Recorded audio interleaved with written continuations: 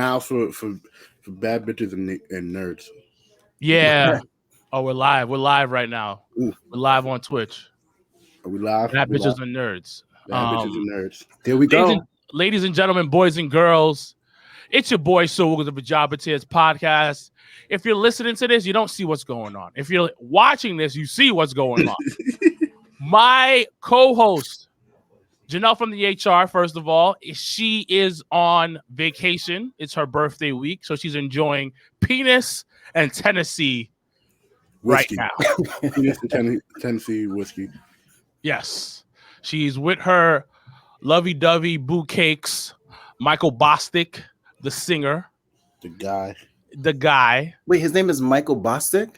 Yes. Like Mr. Bombastic. Yes. Yeah. So the audio's good, y'all. I checked. The audio's good. Got you. The audio's good, boss lady. And we're live here at Gotham. I'm at Gotham. And I have, my other co-host, Mr. Black. He's between some cheeks. And he's right now. So he couldn't make it on today's episode. So it's me. I'm hosting today. So some of you guys might turn it off. Some of you guys might turn it up. Depends how much you can't stand Sir Wilkins. But I got some guests with me. Got some special co-hosts. We're going to talk about wrestling. We're going to talk about this date I went on the other night. We're going to talk about a lot of shit. So ladies and gentlemen, boys and girls, this is the Job of Tears podcast. Boss lady, play the theme song. Hey, hold on. Let's do that again. Let's time that. Boss lady, play the theme song. I thought I was doing it earlier, and then you just said sorry. Dun, dun, dun, dun, dun, dun, dun, dun, dun. Job of Tears podcast. Hold on. Let's time this. Boss lady, play the theme song. We got it right. All right. Should get the fucking the remix going, but that's another time. That's another time. Definitely another conversation. Woo! Yeah. Ladies and gentlemen, boys and girls, we are here live and in color because a lot of melon on the screen. Yes, sir. And we got Doogie Franchise in the building. Yes, sir. It's me. It's that DOOGIFRANCHISE. That's me, Doogie Franchise, in the place to be on the Job of Tears podcast. We also have Big Baby, a.k.a. Dre, a.k.a. the big nigga that takes your bitch. Yeah. From the Year Sports Show. What's up, brother? What's going on? We here. How's everybody doing today? I'm good. I'm chilling. Good. This is the first time I've been doing a show since Jobber Slam, the Jobber Slam pre-show. It's the first time I did a show that ain't mine, so I feel special. Welcome aboard. Thank you for coming since last minute. Appreciate you taking time out your day to be with us. First things first, how's everybody's weekend? Everybody did anything? I worked. Yeah, I worked too. I ain't gonna lie to you, I worked. And that's pretty much it. I just been working. Yeah. Wait, and I did watch All Out and got drunk though. Oh, that's good times. You got drunk at the crib or a friend's house? At a friend's house. So I literally woke up. I woke up at the end of the Kenny Christian Cage match, and I literally woke up to Adam Cole's theme song. That's kind of a badass way to wake up. Yeah, like it was just dark in the house, and all I heard was Adam Cole's theme song, and I was like, "Oh, speaking of theme songs, this Daniel Bryan shit, boy. Yo, wait. It's Daniel Bryan shit, boy. Why Daniel Bryan? Daniel Bryan? Why DB got the shake that ass version of his song? Yo,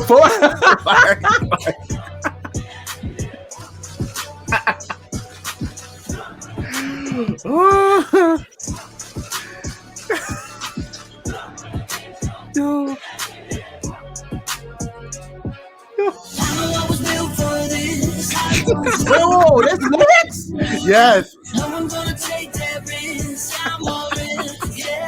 Yo, this shit is hard though. Yeah. Nigga, this is a banger. Yo, it That's sounded like hard. he at one part like shake that ass. Like that's what it sound like. So the ad lib is I'm gonna kick your fucking head in. Yes, from his ROH. Yeah. This is amazing. Yes. Yo, all right, This shit is fire. That's the By the way, new gym. it's Brian Danielson. My apologies, ladies and Yes. gentlemen. Brian It's still Danielson, Daniel Bryan really. to me, but Yeah. you know the AEW stands are gonna curse me out if I say it wrong. Speaking of getting drunk, what's the worst time you ever got drunk, Big Baby? Because Doogie Franchise just said he got Man, drunk and woke up butt naked to Adam Cole's theme song being played in the background. worst time I got drunk, we were playing this game called King's Cup, and Oh. aka Ring of Fire. Basically, What? whoever picks up the fourth king has to drink whatever's in the middle cup, and that is all determined by whatever the first three people who pick up the kings pour in the cup. Sound like this was pre-COVID. Yeah, this is This is definitely pre-COVID, and this is my worst time. And I ended up with the middle cup, and my best friend was like, "Oh, if you get the middle cup, I'll drink it with you." This nigga didn't drink it with me. I died. Jesus Christ. Hold on, I were they got- mixing? Huh? Were they mixing? Like Yes, everybody they had a mixed different. everything. It didn't matter what they put in that middle cup. They mixed everything. Yeah, We was walking to the store. I was this was so long ago. I was confessing, oh man, I miss such and such. Whoever shorty that I wasn't with at that time, I was like, oh man, I miss her. I was yo. Now I've played King's Cup. That game will get you saying shit you're not supposed to be saying. Oh, I've said some wild shit. The wildest time I ever got drunk was a birthday party at Taj, and I was in love with this girl who came. Ooh, it was simping at its finest when I'm drunk. I'm a lovey-dovey drunk, so I don't like doing that shit too much. Ooh, man. What was it SummerSlam? Got drunk then too, and then we went to Coyote Ugly. Oh, And I literally just telling this girl like, yo, you look pretty. Like, mind you, she had a whole mask on, so I couldn't even see her face. I just said, yo, you look pretty because you got pretty hair. I'm just drunk as shit. And then she's like, I'm pretty because of my hair. And I'm like, no, you're pretty, but you got pretty hair, which is what's catching me right now because you got a mask on and stuff like that. And I'm just trying to spit whatever I can to get her information. And she gave me, and the funny thing is she takes my phone and says, all right, bet, we can talk, but you just got to figure out my name. I'm going to follow you on IG, and then you got to find my name. And then I'm just like, she gives me the phone back. I'm drunk as shit and blurry. So I go to the person who was with me, and I'm like, yo, I can talk to this girl if I can tell her her name. So we're just going through the phone to see how to do it. I figured it out. I said hi, and I literally just slid in the DMs just saying, hi there. But I still walked up to her and says, told her name straight to her. It's like, your name is such and such. Like I just won the grand prize. yo, Like, yo, wow. yeah, so it's literally what happened. Jesus Christ, boy. That was wild. That's That was wild. Yo, so let's dig in. We spoke about All Out. What'd you guys think about All Out if you guys watched it? Fire. Yeah. Let me be honest. The crowd didn't seem too much into it for most of the night. And I had the advantage of being able to sit and watch it at home because I'm usually at Legends. But I'm sitting and watching at home. You know, it's me smoking my hookah, chilling, right? You sound good. You sound like a bad bitch Dominican, dude. But I'm sitting there watching, I'm listening to the crowd, and they don't seem too into it for most of the night. Of course, they get into it for Punk. And then after that, they're like, How about the Lucha Bros match? The Spot Fest, they got into it. There was a lot of downtime, and then whenever they would do a super spot, they would just be through the roof. Oh, okay. Yeah.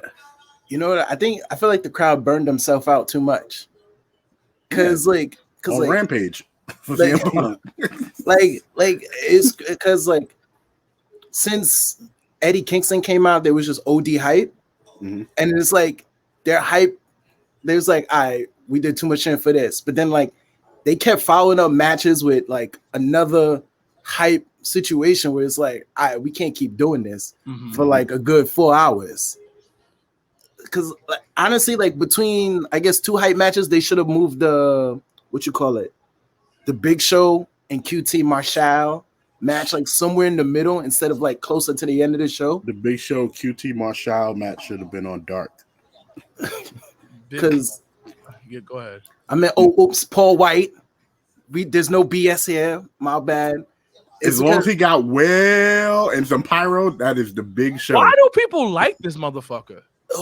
I love Big Show though. Big Show. I love Big Show though, but still. Yeah, I don't even know. He's a personality, son. Nah, bro, I never liked him, son. Y'all be hyping this dude. Like, Oh I'm nah. Y'all be hyping him, son. Like I Big don't. Show low key. He's on my list of overrated superstars, B. Nah, son. I He's don't. on Yo, my list, son. it's a connection. I don't know, cause like What's the connection? He big. don't know. You ain't big and white. I don't know because like it's like I'm big, like, black, and athletic, so, like, so I connect with the Big Show. like my brother doesn't even watch. My brother doesn't like watch wrestling, right? But when I was a kid, he took me to a wrestling show, and then like for some reason, the one person he just kept doing, well, it's the Big Show, and I'm like, yo, you don't even watch it, and then like he did that for a week straight, and then he's like, yo, y'all ain't messing with my man Big Show, and I'm like, what do you like about him? Big And he Show was was like, carrying cross. huh? No, wait a minute. Big Show was carrying cross, No, son. Wait a minute. Great entrance. Has a cool name, and he ain't got nothing. Name a fire Big Show match, son. A Fire Big Show match? Yes.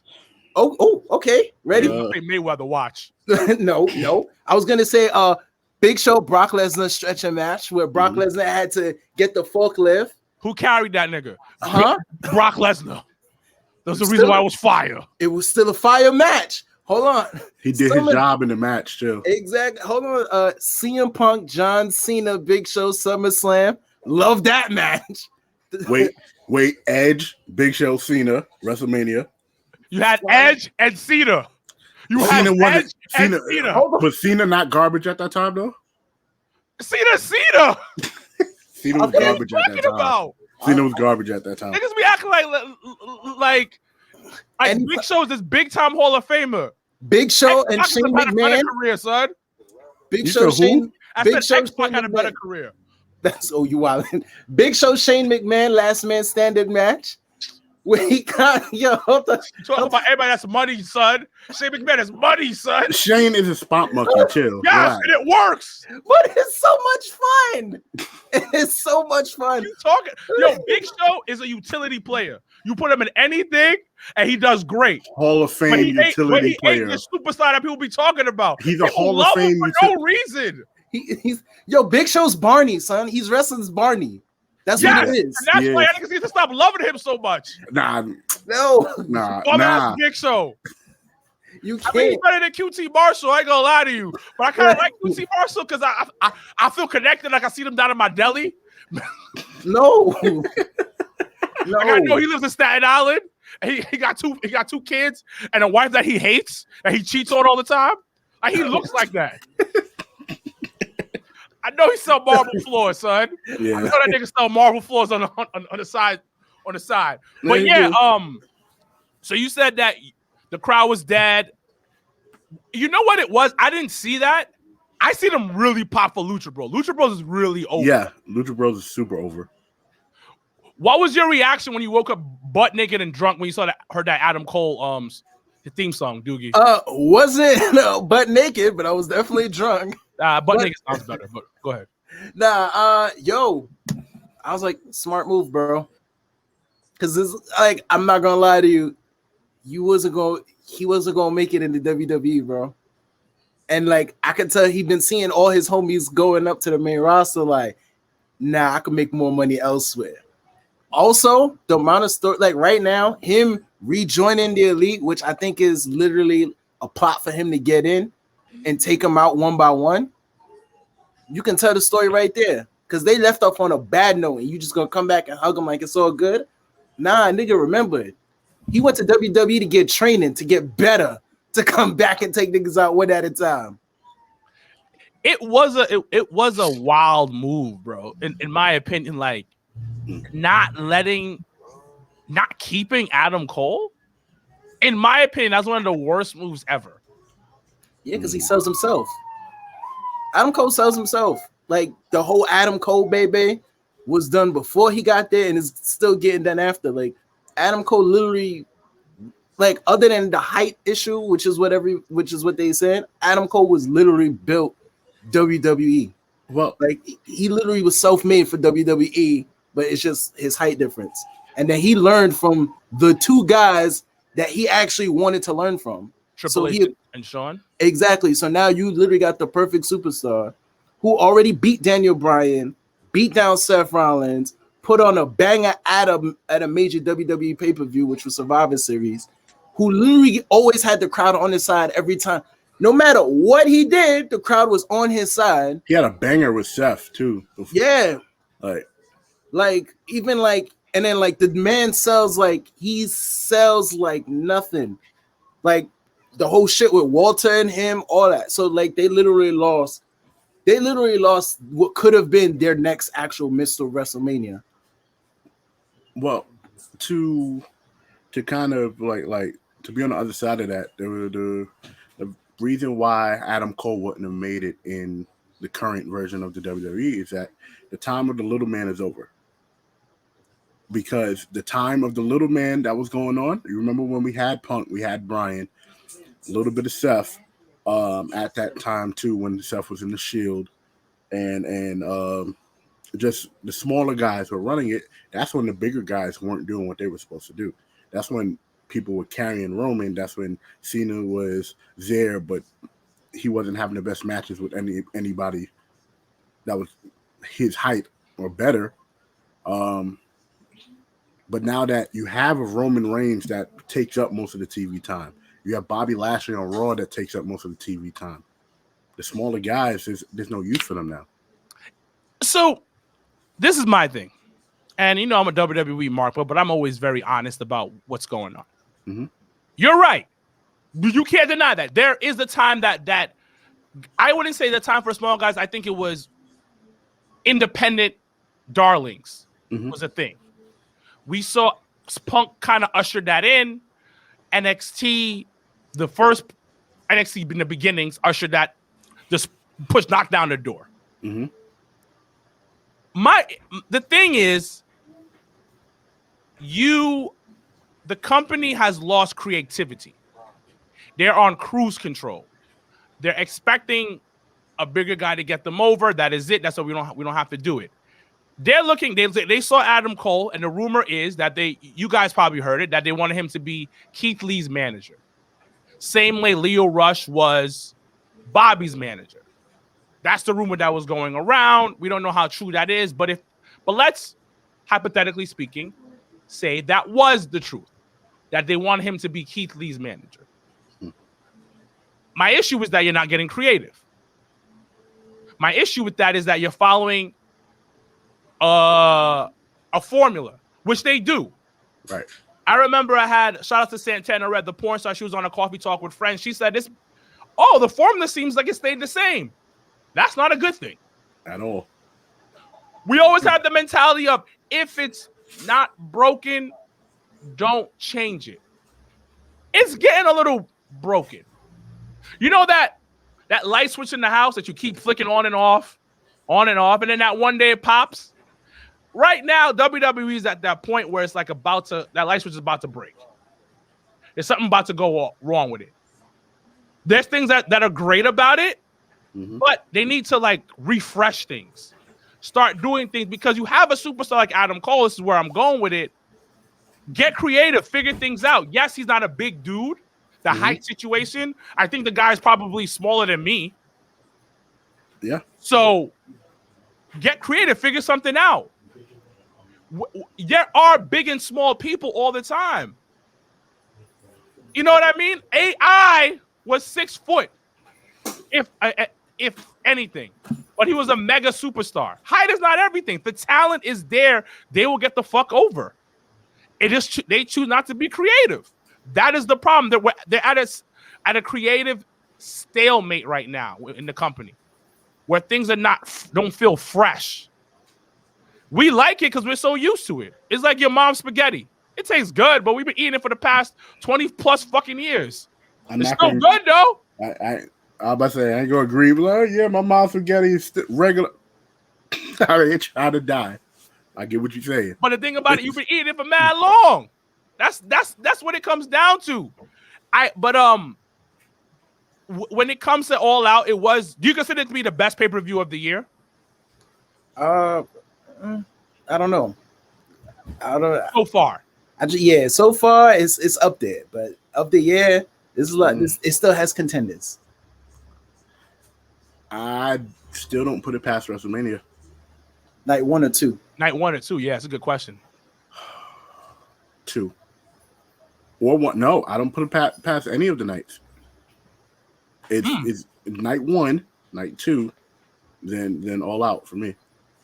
I think SummerSlam was as good as All Out. Some people may disagree with me. Mm-hmm. And what All Out had was massive moments. So everything else you kind of like forget about. Right. Like when we talk about the WrestleMania that the Rock versus Hogan, you kind of forget about everything else. Yeah, Triple H versus Y2J was on that one, right? Yeah, well, nobody cares. Yeah, and that was the main event, and that was like Nobody cares. that was an amazing match, but it went after Rock Hogan. Like, Kofi, go ahead, brother. Isn't that like what WWE's whole thing is? They want moments, even like so. It's because like nobody ever talks about the event. They actually talk about the moments. It's always like, yo, you remember this? Not, do you remember this bit where they did that and that and that? It's like, yo, do you remember? Like I said, Shane McMahon jumping off the cage, the Hell in the Cell. Like, you remember that? That's a moment. Yeah. Nobody's ever going. They're not going to talk about the match. They're going to talk about the moment. Mm-hmm. So, I think it was the pay-per-view though for me. Mm-hmm. Just the pay-per-view in general, where the big moments took over the pay-per-view. And you're right, it's about those big moments. But for me, if you go side by side with the pay-per-views, I think SummerSlam kind of edges it out a little bit. Mm-hmm. okay. But I see what you're saying though. But Daniel Bryan is back. I'm sorry. Bryan Danielson. The American Dragon. The American Dragon is back. Thoughts, fellas? I love it. I love it. My man came back with the Brock bun and everything to just as a surprise too. Like, I respect it. I don't know if that's, some people might be like, oh, that's a jab. They ripping WWE because he came back with a bun. I'm like, really? It's a bun. Right. Yeah. But other than that, it's like, yo, it's honestly, AEW is the indie dream match. Oh, 100%. Because like Daniel Bryan kind of solidifies, like, everybody's talking about, yo, y'all got all these old guys, these old WWE guys. I'm like, nah, nigga, what you got is all indie legends now coming to a spot where all indie legends can collide. You got sharpened indie legends. Yeah, like you got indie legends that made it as WWE superstars. They can teach people how to be superstars on AEW. But I don't think they're teaching though. That's what I was saying. That's what I've been saying from the beginning. Nah, I mean, yo, son, you can't. Yo, it takes 4 years to graduate college, bro. Ooh. They gotta wait. It's gonna take time. Like as of now, right now, the certain characters that are being built as superstars, which is in their year 2 going into year 3, has been Darby and MJF. So you know they're at the top of their class. Right now, Jungle Boy is just getting his paired up now with his legend, which is apparently Christian. So like, give him a good 2 more years, everybody's gonna be like, huh. But the thing is, though, the legend doesn't have to be on camera. The legend doesn't have to be within the match.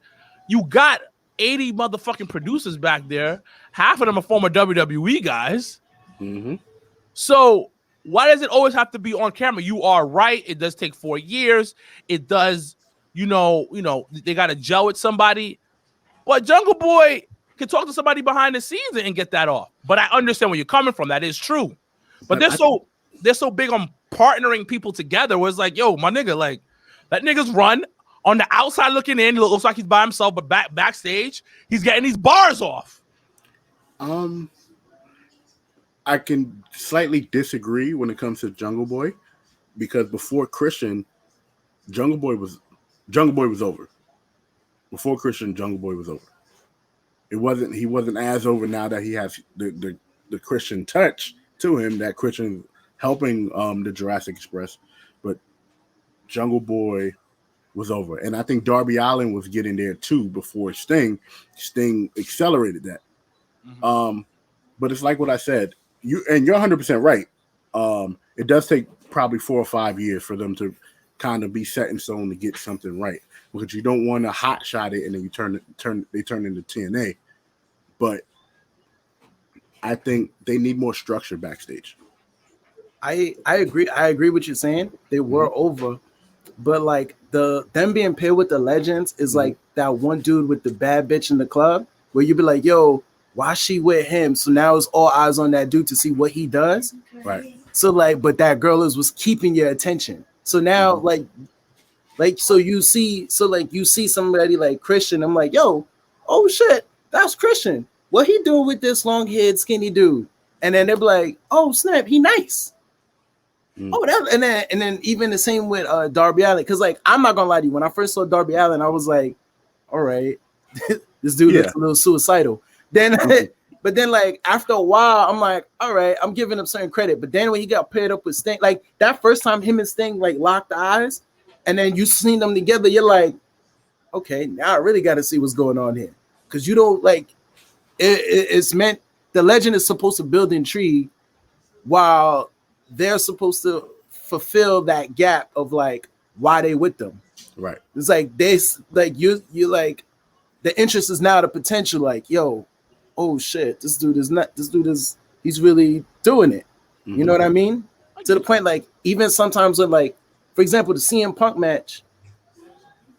Like everybody's seen Darby enough with Sting, where Sting Darby's like, yo, let me rock this one alone. This thing was like, all right. But even though CM Punk, it was all about CM Punk, your eyes were still on Darby. And at the end of the day, the last chance you heard wasn't CM Punk, it was Darby.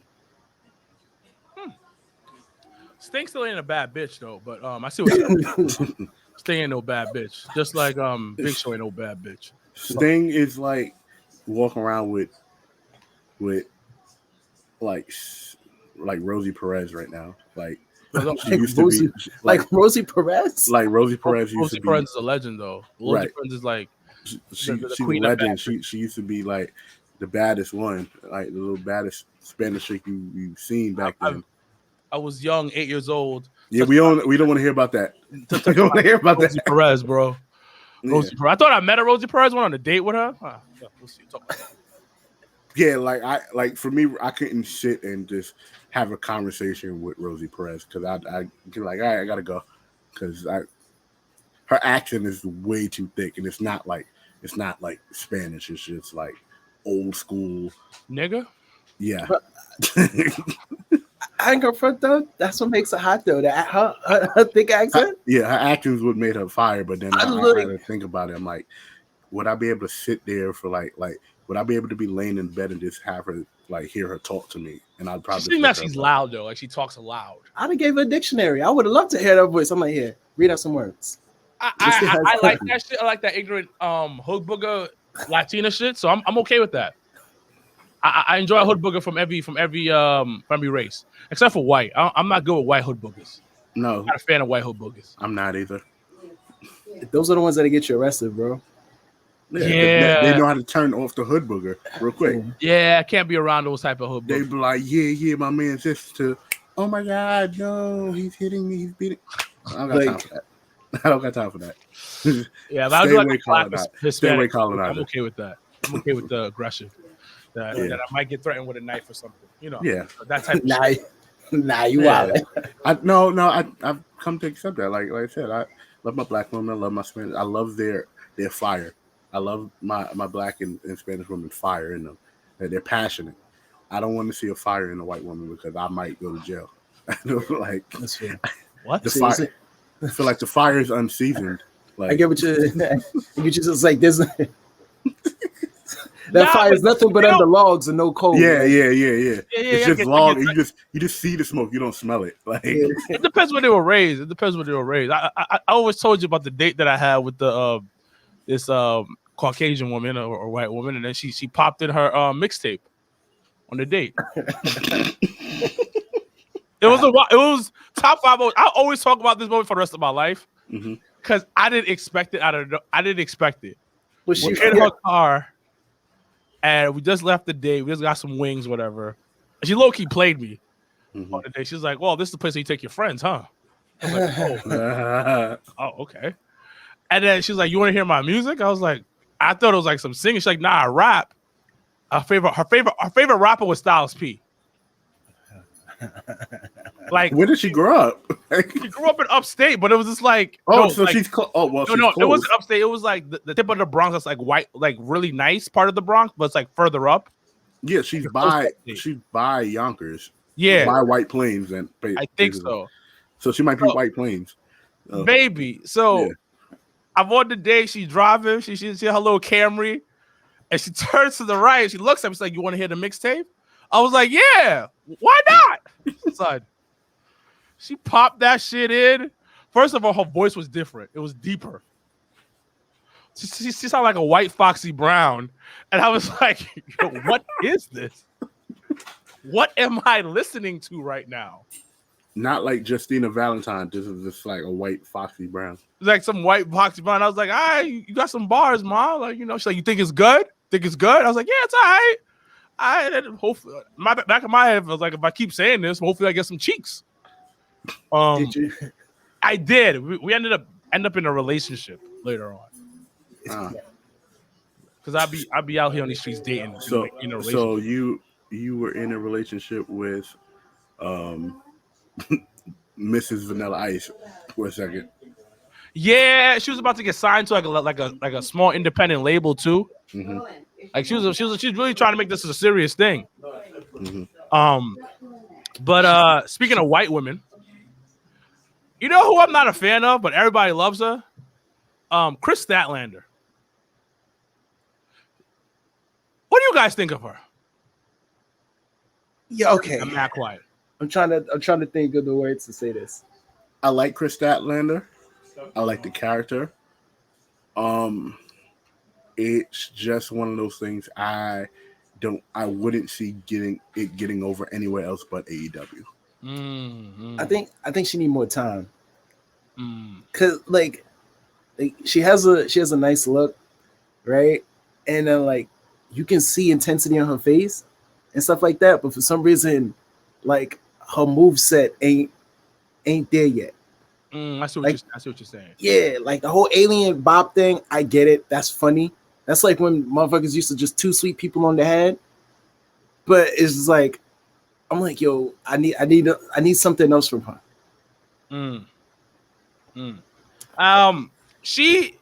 I just don't see the hype for her. And you know, shout outs to her for getting signed. Speaking of a great signing, Lee Moriarty just got signed. Yeah, shout out to Considered the Reaver. best unsigned wrestler on the planet, and he is officially signed to AEW. Congratulations to him. Clap Yeah. it up, clap it up, clap it up, clap it up. He's out here doing his thing.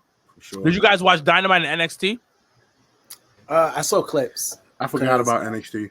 I forgot. So, Well, I'm gonna tell you this. uh-huh. When NXT does like a skit, they be getting it right. Because they did the bachelor party for Loomis. I did saw that. That shit was entertaining, bro. The shit was entertaining. It was some good shit. What do you think is gonna happen with NXT when they, go to Nickelodeon / Disney colors?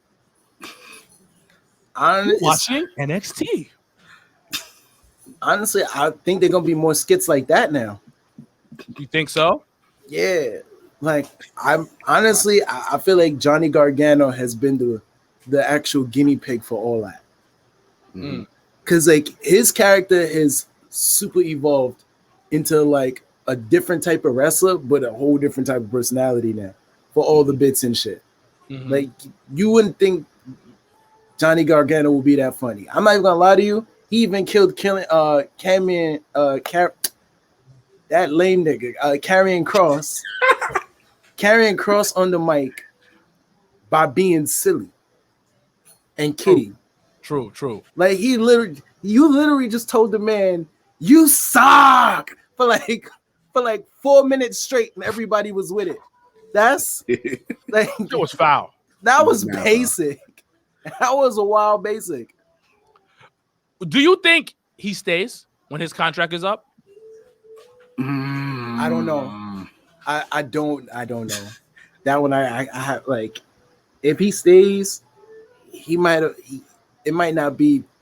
It depends, because like there's some people who want the promotion, and there's some people who just want the raise.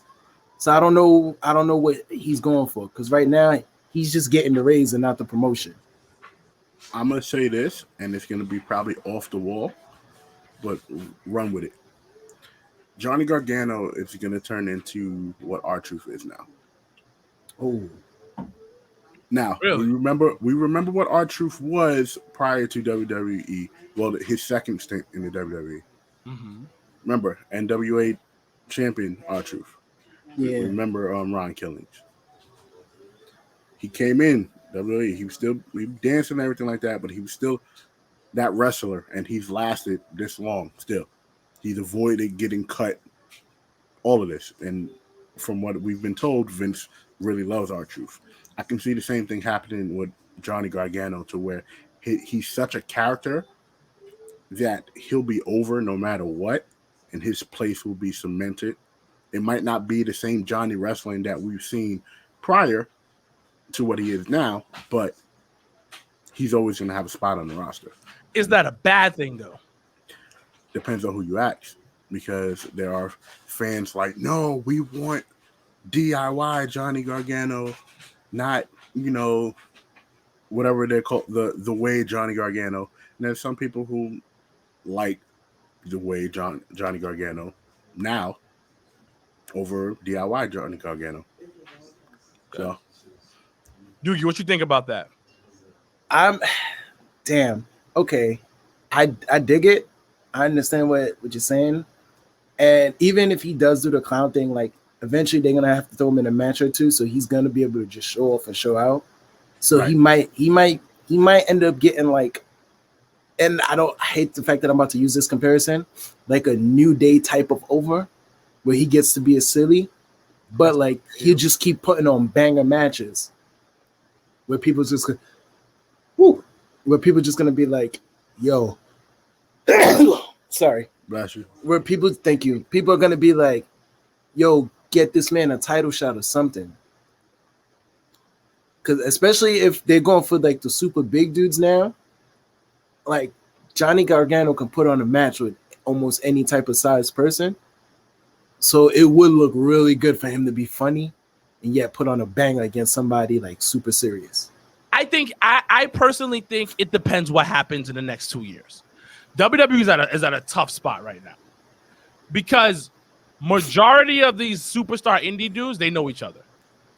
They're gonna go somewhere where they feel comfortable. That's why Adam Cole left. That's why you see Kevin. You know who I'm talking about? Kevin Owens thinking about Steen. Mr. Steen has been putting out little bits of clues lately. First one being is that he put the coordinates to Mount Rushmore. And if you're familiar with Kevin Steen's, or aka Kevin Owens, running the independent scene, him and the Bucks were in a group called Mount Rushmore. And also Adam Cole is part of that group as well, if I'm not mistaken. So put it out. The Bucks put something on their bio that said coming soon. And then I think Kevin put like be there soon in his bio on Twitter. Oh shit. So Kevin is leaving because all my close friends are in another company having the time of their lives. And they're barely using me on WWE TV.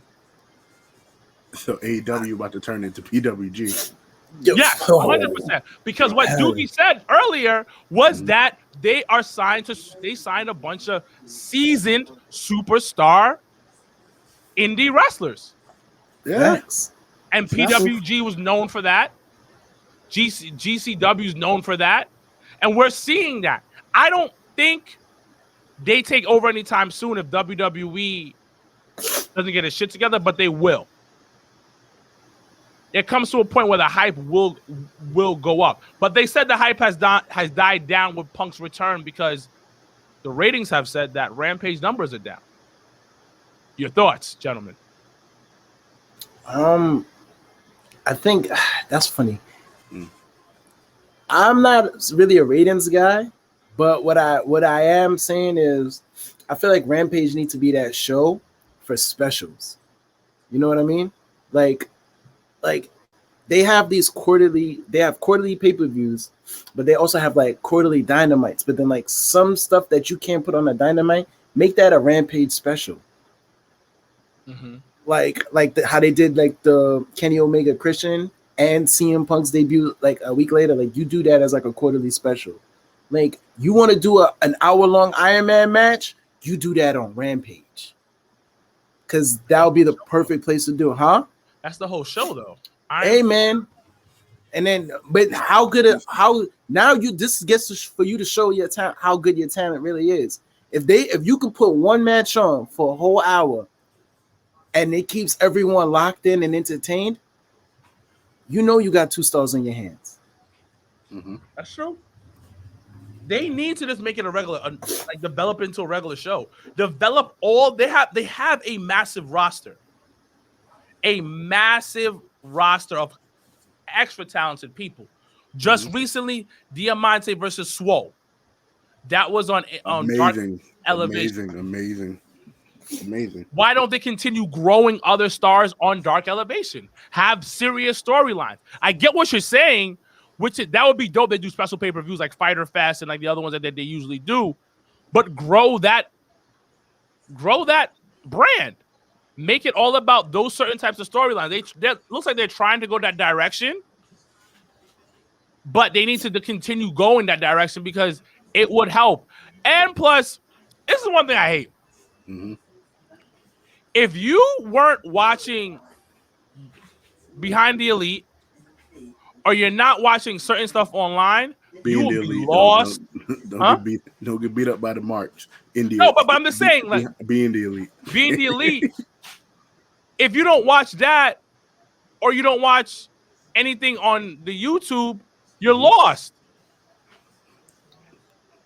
And when Diamante and Swole started putting up stuff like vignettes on Dynamite and a couple on Rampage, and you started getting understanding that because. This is my thing. Being the Elite is fucking great. It's fucking groundbreaking of what they did. It was the network before the network, low key. Fucking behind the scenes, regular life shit. But you have a bunch of fucking storylines that's right now in the Bullet Club. For instance, Kenny's the one who kicked out Adam Cole. There's certain factions that's within the Bullet Club. You have the OG Bullet Club. There's so many little things that's going on. Mm-hmm. They're going to touch on those storylines, and we're going to be fucking lost if you don't know about New Japan stuff and Bullet Club stuff. Mm-hmm. I just want them, when they cross that fucking bridge, people, they walk through those storylines. Mm-hmm. They understand. They give a vignette, an understanding of what happened, where this is all going on before they got to AEW. Why they're at this place right now? Because sometimes you don't know what's going on. You know what I mean? Yeah. I understand. That's what oh shit. That's what they need to use Excalibur for. He needs to be like that vocal bridge of connecting all the stories. Excalibur doesn't do shit. But that's what you give him to do. That's what you give him to do. You sit there, you put him like you, even if it's on Elevation, Rampage, or something. Matter of fact, Rampage is literally a couple days before a pay-per-view. So that's what you use Rampage for. I'm like, yo, let's connect the dots on how all this really started. A couple years ago, Adam Cole was one of the members of the Elite. He had all of a sudden Adam Cole ego got the best of him where he tried to fire the Bucks from the Elite. And then at some point, they still came together to help Adam Cole. Adam Cole lost the Ring of Vital title when everybody was carrying titles and Kenny had the briefcase. Adam Cole lost his ROH title, which made him no longer fully elite, and where he got booted out and then disappeared for 4 years. 4 years later, no one quote unquote knows. They knew where he went. He comes back, and now he's welcomed with open arms, feeling as if he learns his lesson. Now, how do you build that up? What is Adam Cole's true intention in AEW? Is he going for the TNT title? Because that's the only title they don't have. He can't go for the tag titles. Why? Because that's Buck's territory. He can't go for the heavyweight title. Why? That's Kenny's territory. Is he going to go for the Impact title and bring it back? But I don't know. Are you still in Kenny's territory if he decides, I'm going to take the Impact title off of Christian and bring it over here, baby? Because remember, we was carrying titles from different companies when we was in the league. You can do that. All he has to do is just connect it. Just have him get a bit. Just throw a screen up. Do a little editing, a little touch up here and there. You can even touch on, like, what if they knew Adam Cole was coming for so long that they made sure they drove Cody out? Who knows? You could do a lot. Cody should come back and join the elite. Just so he could be like, yeah, we gonna make it like old times. Yo, that would be the most WCW MWO shit of all time. And that's what's gonna get you're rolling the dice with that. You're either gonna get people to stay and watch to see how it turns out, or you're gonna get people to be like, we saw this shit already for like 20 years ago on TNT. Like, which is funny because it worked in New Japan too, because they did it with the Bullet Club. Right, but what works in New Japan doesn't always work in America. They're gonna have to market it different though. The thing is, the problem with the NWO is they never lose. They never lost. It was always them just whooping somebody's ass. They need to take their ass whoopings. They need to take their ass whoopings, and they have to make, like, there was never there was no real fun NWO match. But at least with these, nope, you're right. Exactly. But at least with them, you cannot say the number one guy on the PWI hasn't had bangers. And then same with the Bucks. They've been having bangers. Sometimes, granted, they cheat a little bit, but a lot of the times, the Bucks have been what my friend described as a whole cheat code. Because these motherfuckers be kicking out of shit that they should have been dead from. So you know that you're still getting a fire match and a little bit of a story in between. So I want to ask you guys this question. One thing, because you mentioned NWO. CM Punk made a statement recently, and I'll read it out to you. Gosh, obviously, I think it's going to be very impactful. I'm not personally in the business of war. I know who competition is and who competition isn't. To me, we focus on ourselves. We focus on the talent we have, and we focus on the people in the building. I think that's how we grow, and it's not about throwing stones. I know TNT loves ratings. I know everyone's gonna look at stuff and compare the two. For a company that's only been around for 2 years, I think they're doing great. And if you're competing with somebody on another night that's got a 30-year start, well, that's fine. But to me, our competition is our audience. And as long as we keep them engaged and keep them happy, I think that it's to bring it back around that we're doing great. So I'm not Hogan. I'm not Savage. You know, Daniel Bryan and Adam Cole, they're not them either. They're not the outsiders. I see the parallel, but this is totally different. And I'll go ahead and say it, and people can quote me on it. They'll be pissed off about it. But to me, this is bigger. So the question I have to you fellas, is this bigger than the outsiders and Hogan turning heel at Bash at the Beach? No, absolutely not. And never. There's no significant jump or turn that will be bigger than the red and blue turning into black and white, and Hall and Nash jumping from WCW. I mean, from WWE to WCW.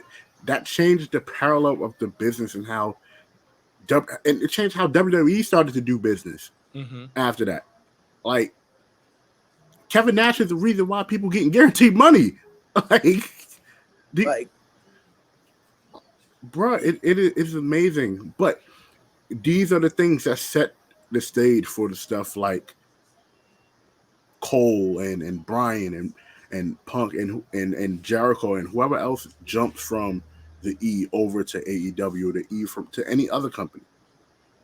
But I don't think it's nowhere near the impact that Hogan and the Outsiders and even Randy Savage going to WCW is. I agree. I totally agree, because it's not like you're gonna see, like, it's not like you saw Daniel Bryan on SmackDown Friday, and at the same time you see Daniel Bryan on Rampage an hour later. You know what I'm saying? And then it's nobody, like, that's what they did. They made it look like, yo, it was an invasion. Like, Skulls like, you know why we here? You know where I'm from? So you know why we're here. You guys wanted the war, all that. I'm like, no, nobody's doing that. War?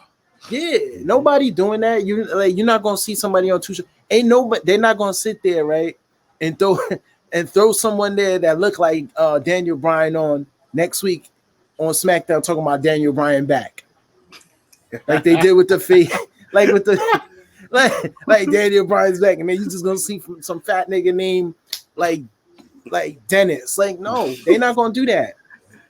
Because it's not bigger, it's not the same impact. It's you like, know what it is? Punk doesn't believe this shit. Punk doesn't genuinely believe what he just fucking said. He's pandering. He's fucking pandering to his fucking audience. He's pandering to the all elite audience who are hardcore about the company, which is fine. Mm-hmm. I love it. I think it's awesome. Do it. Keep motherfuckers around. But at the end of the day, this motherfucker is pandering out the ass to make these motherfuckers feel good and make them feel like they're the most important company in the world. But it's nowhere near NWO because the impact is not there. They haven't changed the business. They haven't made Vince nervous. I hope Vince is nervous. Because you know what's crazy? Jim Cornette said something about this. He said that that Vince is giving away money for the most part. But I don't think this is as big as the NWO what they did back in the day. This is nowhere near that. it's not. It can't be. It's nowhere near that. The ramifications, but like I said, the ramifications of the elite running everything is going to determine how these next couple of years go for AEW.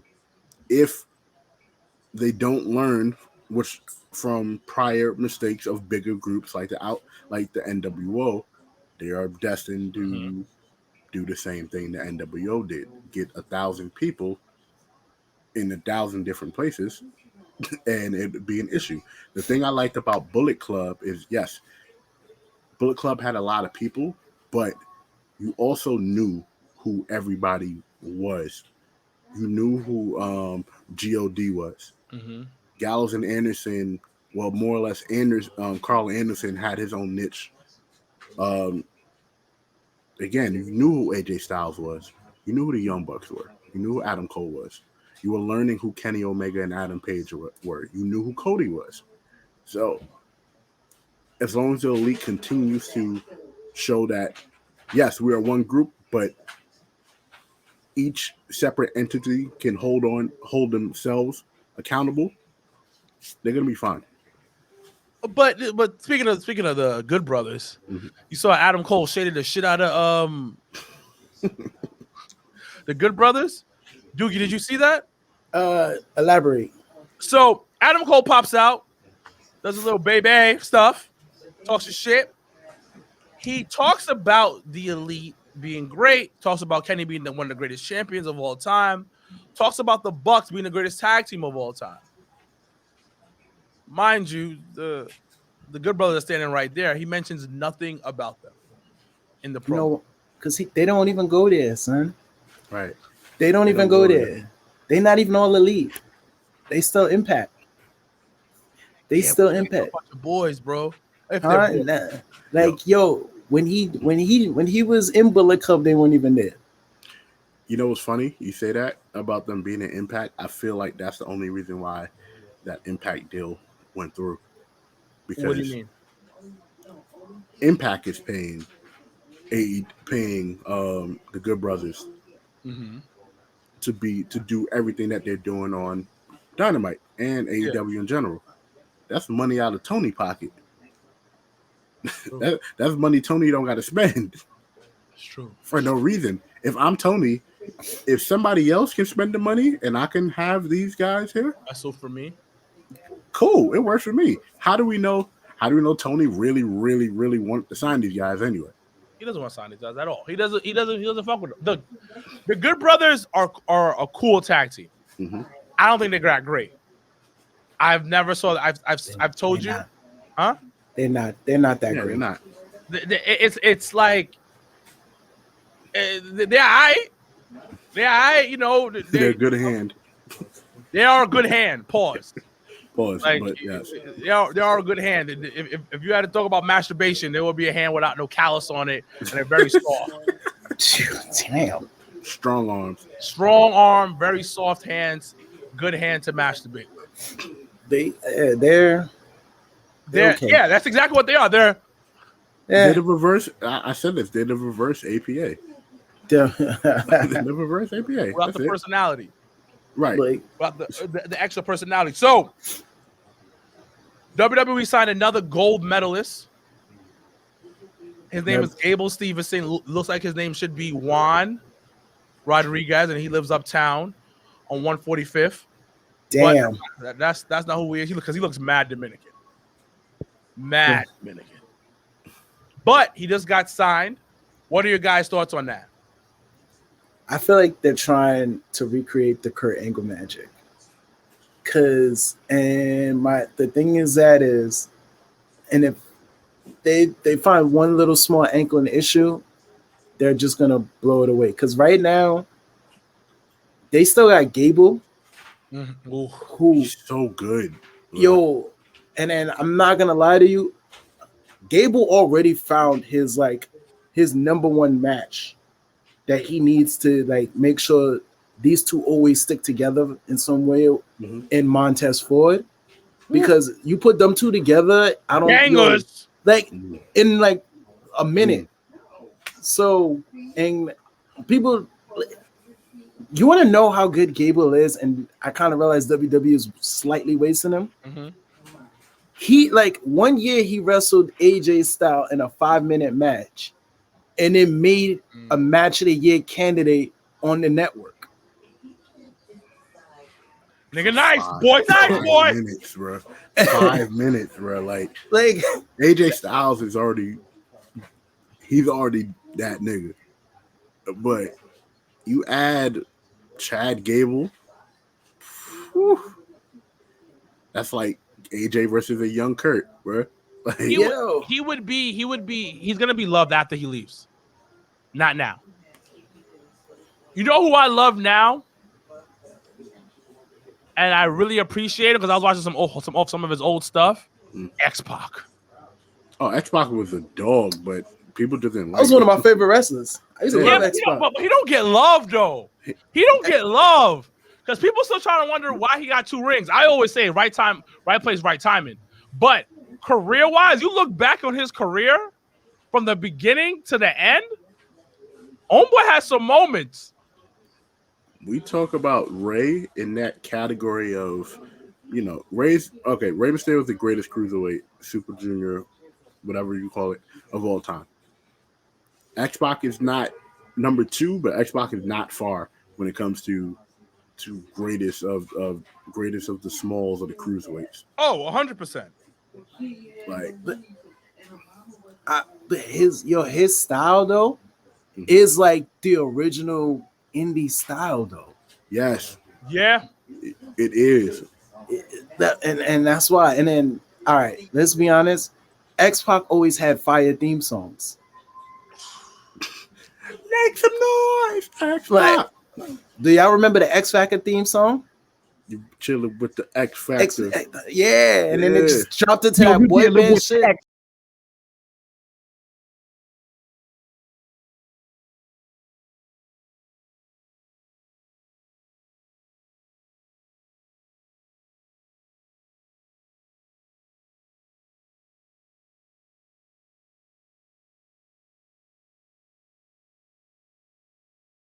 The strings always sound like DX. Yes. The strings will always sound like DX for whatever song he'll do. That's You have another one. He goes X-Pac or some shit like that. No, Make some noise, X-Pac. yeah, That's- but I think he the man, bro. Yo, He was the man. And then you know that I don't know if you guys saw that Punk and Darby took some stuff from his match with Brett yes. when he was 1, 2, 3 kid. Yeah. He thanked them for that. Yeah. Yep. Yeah, you know, I think we'd be sleeping on X-Pac. I think we motherfuckers need to give Shaw Waltman some love. For sure. You know, he was out here on these streets doing big things. He definitely was. He was definitely in the streets though with China. God rest her soul. Oh man. But we'll move on from that. Yeah, we should. Yeah, move on. Yeah, we should. Yeah. Move on from that. Yeah. We love you, X-Pac, and rest in peace, China. Sleep easy, China, for sure. Sleep easy, B. Sleep easy. Are they ever gonna put her in the Hall of Fame? Is she in the Hall of Fame? She's in the Yeah. Hall of Fame for DX. Yeah, I think yeah. she should be. I think she should be in the Hall of Fame for herself too. Who you think should induct her though? Triple H, X-Pac. Karma, Triple H and X-Pac. and Stephanie McMahon. Yeah, I was about to say that. Stephanie McMahon should just do it by herself. Yo, Stephanie McMahon would have to come back to TV because all the heat she would just have to capitalize on it. Yeah, boy. Yeah, like she can't do. Nah, she would have to be back on TV. if You know she what's does that. crazy? The story that about how they got together is wild. This shit is wild. Like, basically, Stephanie told China, like, yo, this is my man's now. Bah. Yo, and she found a love note from Steph to Triple H and then kicked Triple H out. Like, what? And Triple H was to go live with Stephanie. He was like, Triple H, all right. I'm the gamer. I'm just like, But ugh. Oh, I'm the game. you know what makes it Triple H, you know what makes it really fucked up? All this shit happened right after they did a MTV True Life with Triple H and China. That was right after? yes. Yeah. Oh, because I see that true evidence. She's like, oh, we're together. Yeah. Mwah. Oh man, talking about how much he loved the brawling chick.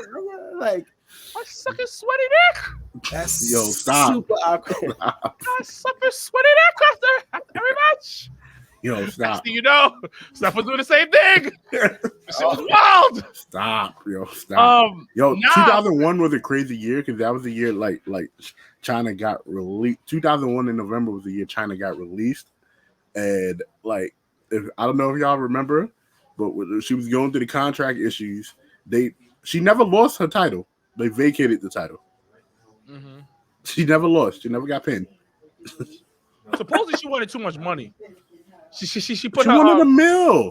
she put her clit on the table and was like, "Yo, I want a mill. I'm the ninth wonder of the world, B. The fuck? What the fuck?" And then JR looked at her like, JR was like, "Don't hit me. Don't hit me. No, I don't want to give you a bill. I can't. We can't afford it. What about 500? No, JR. I want a mill. Give me a mill. Jody, we can't do this. Shut up. Boom. The fuck you Oh can't give me a mill. Slap Pay the me like table. Stone Cold. Slap the table in half. Yeah, she definitely said, "Pay me like Stone Cold." Pay me Stone like Cold. that's supposed to Cold- what happened. And Was Stone she- Cold wasn't getting the money he was supposed to get either. But his merch money was out. Is still out this world. Was China making more than Sable? Yeah, absolutely. Yes, I know. Oh, not Sable had Playboy. No, China had Playboy money too. I think it was either. I think Sable low key may have made more. No, hold on. I think China made Sable more. made more. I think Sable made more, but then Sable wanted more money though. At least Sable came back to get her money. Yeah, Sable wanted more money, and then China was just like, "Yo, I made more money doing Playboy than wrestling. What the fuck is going on?" That's why she wanted more money. Yes. Because she was like, I made more money doing Playboy. And then she put her clit on the table. Was like, nah, this ain't right. It's not the This move. doesn't make y'all. no Come on, sense. what's up? So we saying Playboy was a gateway to the timeline of what happened. Yes. Yes. Okay. No, like, listen, imagine this. You at work, you busting your ass, working 9 to 5, 40 plus hours a week, right? And they pay you, and you're successful at work. You're one of the top dudes at work. And then Johnny B was just like, yo, I need you to do this one shift. One shift compared to the 40, 60 hours you do. And they covered your whole year's pay for that one shift. You ain't gonna feel the type of way? I ain't gonna lie. I felt the way when I was making more on unemployment than I was at work. when I was furloughed, I was like, American Airlines, thank you for my job back. I love you guys. Thank you for upgrading me. I just want to say that first. But when I was a part-time agent making more at home than than being at work, I was like, wait a minute. But and that's the thing about wrestlers. We talk about this all the time on the podcast. My brother and Janelle talk about it, Mr. Black and Janelle from the HR. It's how to negotiate contracts. Mm-hmm. She had the leverage in the situation, but maybe her emotions got the best of her. Because I mean, at the end of the day, your ex-boyfriend is out here fucking the boss's daughter, and the boss's daughter is writing your storylines. What are you doing? No wonder she was going left mentally. Yeah. So I'm going to ask for a ridiculous amount because, first of all, I'm the top chick there. Top chick. I'm crossover appeal. I fixed my chin up. Motherfuckers is finding me extra sexy now. Even though she was sexy before with the weird chin. I don't give a fuck. I'll kiss that Jay Leno chin. I'm a nasty dude. I thought she looked good back then, and I think she looked good after. I don't care. China, I love you. But anyways, she fixed the chin up. She popping on these streets. Popping. Then, my soon-to-be, I'm thinking he's going to be my husband one day, is out here in these streets. These Connecticut streets. Stanford. Getting nasty. He was in the office. Boss's door in the office. In the office. In the office. In the office. In Titan Towers. Titan Towers. Titan Towers. Is what she said. And the thing about it, it hurts when they don't tell you what happened. You had to find out. And she gets the love letter. Like Tommy got the love letter from the Pink Ranger. Can we talk about that? Nah, we need to talk about this. No. I know we don't got too much time, but we need to talk about this real quick. We got solid 30 minutes. Now, we got solid 30 minutes? All right. Let's segue into this. All right. So, wait. Hold on. I got this. I got this first part. First of all, you talk about Jason wouldn't let that happen, right? Because that's what you said in your video. No. We can talk about it. Go ahead. Jason didn't let that happen. Jason let a whole nigga come in and take over his crew twice. Hold on. Green and white. Huh? Green and white. And then he took Kimberly from him. He took Kimberly from him the first time. Time out. What?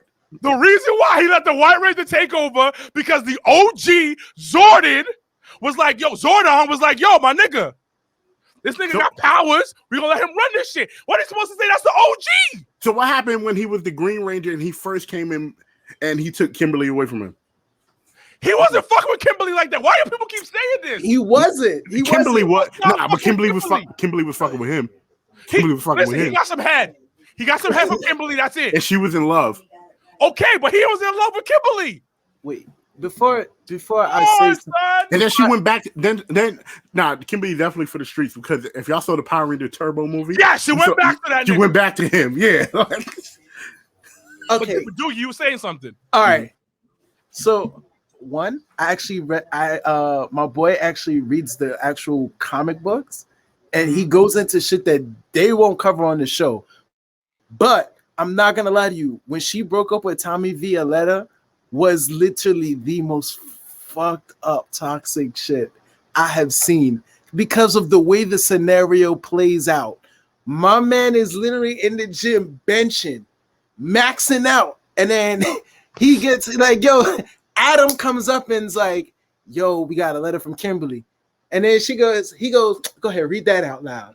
Because he's feeling himself. He's like, yo, my bitch just sent me a letter. It probably smell like her perfume. Right. Ooh, yo, my nigga, read that shit. Yo, read that. You know what? Get a microphone. Here, read this out. At some point, when she says, yo, I found somebody else, you saw the weight buckle under Tommy's arm. Like, oh, hold on. Hold the fuck up. What did she say? She said, I found somebody who what?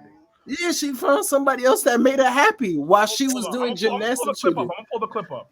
Yo, she found Jason again. Oh my God, because that's who the next person you see her with. Yes. What? Remember in Turbo that's the next day they go. They both stuck in the water underwater together, and then how ironic is Tommy and his Rangers that gotta go save them. Tommy took the whole Red Ranger. Tommy's a hoe, my nigga. Nah, Tommy was a hoe. Jason was a hoe too. Jason is the realest nigga was the realest Power Ranger, B. Why we not giving him his flowers? You know what? Can I tell y'all comic book magic that Jason pulls off? Jason let Tommy take his color again. Like, No. come on. No, he gave him that color. He said, yo, you can rock, because guess what? Nobody is better than you. Gotta remember, the only person that handed Tommy L's was Jason. He was like, oh, y'all want the person I beat up to lead the team? Let's see how far y'all gonna get. Bro, Jason beat him up one time after Tommy thrashed him 4. No, Tommy, no, it wasn't like that. My nigga, in the Turbo movie, Jason was giving Tommy the work with no powers. For 2 minutes? No, and you gotta remember, every time they fought before, Jason was always trying to talk and diffuse the fight. Exactly. The time, soft. Because you be like, yo, chill, take it easy. Look, Soft. I noticed you and I got the same uniform on. You suggest, like, what's the deal? And then he was like, he wasn't hearing it. So the time Jason says, yo, I'm sick of this. I'm tired of you putting hands on me. It's about to go down. Tommy, the moment he beat Tommy became a pop. He's like, I'm gonna join the team now. Yes. So you saying that Jason was the girlfriend in the abusive relationship? No. Because he finally stood up to. He finally stood up to. I thought it was abusive. Right. He finally stood up to his abusive boyfriend. That's what you're saying. No, son. He just because like, yo, Tommy was that dude that just kept trying to be disrespectful, and Jason was like, yo, you need to chill and slow it down. Because if I start swinging back, I guarantee you it's going to be a whole new scenario. And then what happened? There's a 6th Ranger. Did it? Tommy was beating him with hands. Jason had a sword, bro. Like, come on. Come on. No, Tommy had a sword. And he didn't boost up this nigga's powers, son. He didn't boost this nigga's, the Red Ranger, the Green Ranger's powers. That's why he was acting like that. That nigga was on steroids. He was a Power Ranger on steroids. That nigga wasn't fighting fair. Then when both of them in that last fight, so Jason was on steroids too. No, the last fight, Jason was like, yo, I'm gonna give it Turbo. to hands. No, the last fight was Turbo. Jason was on steroids too, right? Oh, he had no powers. He had no powers. He was on steroids. No, he was just mad. He was just mad. He was built up anger because from getting washed. It was built up anger from getting washed 4 times. First of all, I'm gonna be like this. First of all, let's be like this. I'm about to break down Turbo right now. Why Jason had to give Tommy the hands in Turbo. First of all, you gonna show up after taking my spot, right? After being given my spot with a whole new team that I didn't even start with. So that means you fired the whole squad. Then on top of that, your first move was to take your helmet off and try to reconnect with Kimberly again? No, you're gonna catch his hands. He definitely did, son. He definitely tried to look at this bitch's eyes like, yo, what up, mom? And guess who fell for it? And guess who fell for it? With the ponytail. Pink Ranger. She fell for it. She fell for it. The second or the first one? No, he's talking about when he took the helmet off, trying to reconnect with Kimberly. He almost did it. He almost did it too. Kimberly was for the streets. He almost did it too. Kimberly was for the streets. For sure. And, like, nobody understands. Like, Kimberly was a thotty McDotty, but you know what? She was young though. We were all Thotty McDotties at that age. Tommy had a boy band look, bro. Dude had the slick back He ponytail. was- That's why. Tommy was already winning. That's what they wanted back then. Was the boy band stuff. He had long hair. He had a ponytail. He knew how to fight. He had long hair. He washed everybody. He beat up Kimberly, and Kimberly still wanted him. I don't understand. See, okay. like He does love bringing some abusive points up. I'm not. I ain't gonna lie to you. I had to give him that one, though. I was like, Because he did put his hands on Kimberly too. Like he said, right? He thrashed He's not Kimberly, getting and Kimberly was fighting back. Kimberly was fighting back. and she didn't do anything. Right. It was Kimberly like was fighting. that Kimberly J-Lo was movie. fighting back. What's that Right. J-Lo movie called? Enough? Get beat up, huh? Enough. Yeah, Yeah. that's enough. what Kimberly was. Kimberly was like the nigga with enough. The note was like the late revenge. That's what Yeah. it was. like, oh my god. Like, So y'all saying that Tommy used to beat on Kimberly Apparently. privately? Apparently. oh Yo, my did you God. watch my helmet, bitch? Kimberly was in the first Power Ranger movie, right? Yeah. Yeah. Yeah. There was no abuse going on there. There was no abuse going on there. Everybody just listened to the White Ranger and went about their business as they supposed to. But no, Nah, Jason. but the OG switched it up, and Jason was tight. We all know Jason was Jason tight. was mad. Jason had to be He was like, mad. all right, yeah. Yeah. This You know what? motherfucker You want to here. know? You want to About know who? break his morpher? You want to know who was really tight? Zach. Because honestly, he was. No, let's be clear. No. Clear. I'm shaking my head because I know. 'Cause I know. Like, if you know, when it was just the original 5, Zach was supposed to be the number 2, and then Yup. all of a sudden, Yup. Tommy comes along, right, and then becomes the number 2. But then what makes it even crazier is, Tommy came on and came number 1. and then what happens next is he gets the White Ranger powers, and then he's like, and they're like, "Yo, this is gonna be our leader now." Zach is like, "So let me get this straight." You give this white man powers, and all of a sudden, This gets- colonizer been beating Oh. on us for 5 episodes, he and literally, he gonna be our leader now. That's Like- what you say? and then what's his powers like? Why everyone's like, at some point they stopped saying like dinosaur names and stuff. So like when they be like, "Yo, Red Ranger power," all that stuff, all of a sudden Tommy goes White Ranger power, and then Zach got to sit there and look at him like, "Nigga, this is supposed to be my leader." Mind you, No. also in the episodes, guess who Tommy always had to go to for advice was Zach. And they even said he would go to Zach for advice on leading the team, and Zach got to eat that L and be like, Yo, Tommy That's why was a Zach trash left the nigga, damn. son. Zach left the Tommy damn. was a That's how it trash is. nigga.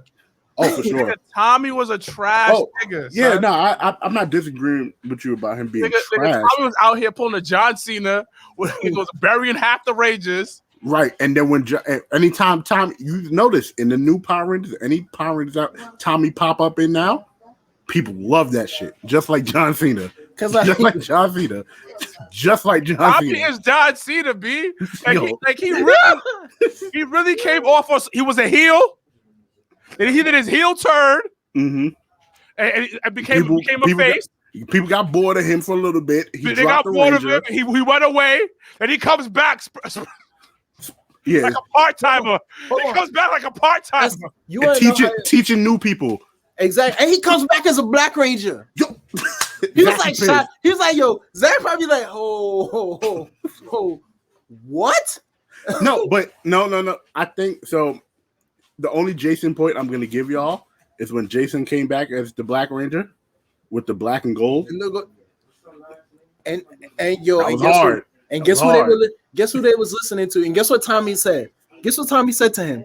Tommy was like, "Yo, you're not coming back. Are you coming back for the leader spot? Because if you are, just don't let everybody know. I'll take your orders and tell them to do it." Like he literally was nervous because he thought Jason was coming back for the Nah, spot. because that black Ranger, that black and gold Ranger would have been something different. That was- he had the power of black Air Forces. That was different than the Green Ranger right there. Yeah. That could have been something. That could have You know been what? I thought a before 10 I knew that- episode ass whipping right there. the politics of Power Rangers, I thought Zach was coming back to be the Black and Gold Ranger. Me too. I thought he was gonna come back. But then later on, I found out like niggas weren't paying the these kids overtime pay. Fuck them Like- kids, literally. Like, nah. Like, yo, fuck y'all that. gotta do They'll your get own paid stuff. $600 a week. To do That their was own their stuff. pay. That's wild. $600 a week. Nah, you killing me. That was $600 a week. Bro. Nah, and doing their own stunts. they were doing their own stuff. I think somebody got injured. No, the original Yellow Ranger got injured in one episode. I think the Pink Ranger got injured one episode as well. And they got paid no overtime. They got no royalty checks. So when they asked for more money, the producers was like, "That niggas want more money? Get the fuck out of here. Get the fuck out of here. I'm gonna hire 3 other new niggas, and they're gonna come take your spot." And Tommy being a fucking Tom going, "Hey man, don't worry, I'm good with what all I got. I'm good, don't worry." So we just called Tommy a colonizer, and we also called Tommy a fucking Uncle Tom all in one episode. Oh yeah. Yeah. Oh, this is definitely This nice. is my man's in them still. Tommy's still my No, I man's in fucks them. with Tommy. I fucks with Jason David Frank. But the character Tommy is the Tommy. There we go. Jason David Frank, I'll fucks with. Yo, No, Jason David Frank is great. He's great. Fucking love what he's done for the Power Ranger community. Everything. but imagine if he come out with that actual white and green suit and start thrashing every Ranger from every universe. I don't want to hear nothing. I'm gonna come back to the conversation and be like, you know what? Let's talk about that. Because in the comic books, right? Mm-hmm. All right, what they get into down the line is you found out that he never actually kills Jason in that timeline. He literally kept Jason in a basement, and every time he came up with a plan to try to take over a timeline, he would ask Jason, "How would you stop me?" And then Jason would tell him, "Oh, I would just do this and do this." So he was so Jason the bitch. That's what you say. No, Jason was tortured. He was locked up and tortured. And then on top of that, Jason could have just died and died a real nigga, and he did. Hold on, I'm about to get into it. It took Jason from the main timeline, right? The main timeline, rallying up every Power Rangers from every universe. Yes. And leading them to whoop this dude's ass. Now, you make this nigga sound too popular. You're not helping. You see? Look. Jason literally, but that's the thing. Jason is literally the Ranger because, like, all right, so when he left, he, like, you know how in the show they leave, the 3 of them leave? Yeah. In the comic books, they leave to become Omega Rangers. Yes. So now so now, and it's like they do come back to Earth, and he mollywops Tommy for being a bitch ass dude. He like Tommy, so he got to go away and go get powers to mollywop Tommy. That's what you saying? No, first of all, he's an old no. He's a first of all not helping this at all, son. No, son, no, he got to go away and get stronger to beat up Tommy. No, because you also found out the only reason why Tommy got the White Ranger's powers because he made a deal. Jason made a deal with Zordon and said, "Yo, just give him the powers, bro." Like, because Tommy seemed so depressed because he lost the Green Ranger powers. He was like, "All right, help this nigga out." But the thing is, though, I'd be depressed too if I lost my black Air Force. But the thing about it, you also got to understand, like, the shit was wild disrespectful to making him the leader. It was, and then even it was wild disrespectful. And yo, even Jason admitted it was like, "Yo," so he's like, "Yo, that's wild disrespect." Zordon apologized on the secrecy, like, "Yo, I'm sorry, man. I didn't mean to be that fucked up." And Jason looked at him and was like, "Word?" Because I ain't going front. You could have said that in front of everybody. You didn't have to tell that to me in privacy. So Zordon, so you saying Zordon the bitch ass nigga here? He is. Yeah. He is. I ain't gonna disagree with that. I'll be mad too. I'll be mad too. Especially if I know, especially if I was like, "Yo, how you made him the leader? I beat his ass." Are you kidding me right now? Like that's a wild jump. Nah, you know what's worse? Zordon had the power to give to the rest of the Rangers while they was getting washed, and he didn't. Yeah, that's even worse. That is worse. That is, you know what? If you watch the end of Space, you understand that Zordon is the problem. Absolutely. Zordon is the reason why everything was fucked up in the world. That's why he had to die. He messed up. He was supposed to die in the movie, and they brought and see that's the reason why everybody was killing him off. And just like the Rangers, they want to bring his ass back to life. They wanted to do it, but we got to wrap up. Yeah. Ladies and gentlemen, boys and girls, this was an interesting episode. We talked Power Rangers, we talked wrestling, we talked a bunch of shit today. Talked some wild shit for sure. Ladies and gentlemen, fellas, let the viewers know and the listeners know where they can find you. Yo, this your boy Doogie Franchise. You can follow me on IG at DOOGIFRANCHISE. You can find me on that's my IG. Also, you can check out my podcast. It's called It's Show Off Season. That's literally one word. It's Show Off Season. We drop an episode every Monday. We'll be talking to people or we'll be shooting the shits. We actually got an episode with Mr. Wilkins, Sir Wilkins on there. My apologies. Mr. Black, Janelle. I got to get Big Baby on one day and talk about your sports and everything.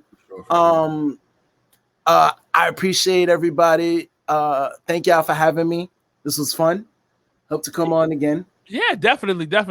Big Baby, let them know. Most definitely, ladies and gentlemen, it is your boy Big Baby of the Your Sports Show, and we are actually returning this week.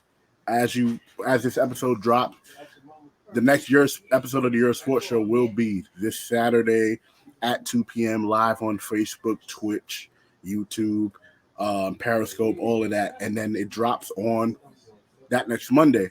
Shout outs to my team, BK Matt, the Queen Tay, Pete Rosado, who just had a banger show a couple weeks back called We Are Wrestling with the Match of the Year candidate Darius Carter and